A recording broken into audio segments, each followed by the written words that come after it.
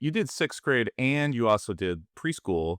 Can you tell us a little bit about the differences? Because I'm sure that there's obviously unique challenges working with sixth graders. I have a forthcoming sixth grader myself, so one of my children is going into sixth grade, so I know what that's like. And I also have a 3-year-old who's not quite into pre-K, but I can see those as a parent, as a teacher. Obviously, they're very different mindsets. They're very different situations in life. For you as a teacher, a new teacher, what were some of the challenges that you had with each of those different demographics? And what are some of the things that you really enjoyed about each one of those things, even in the midst of some of the challenges that were there? In terms of the challenges with the preschoolers, a lot of the crying and the emotional stuff, you had to very much learn each kid and how to talk to them. And it's not dissimilar to how you would treat an older student, but just your like margin of error is so small. And like, not that you should ever really yell or raise your voice at anyone, in my opinion.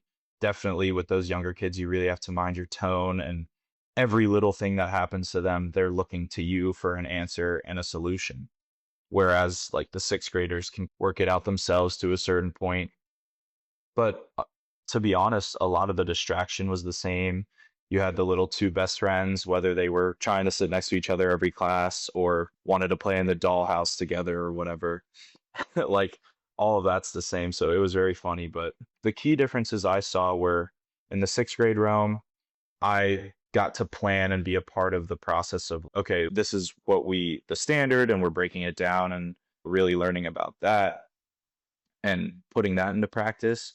But for the preschool that I was at, they used a completely scripted, and which it was a really good program.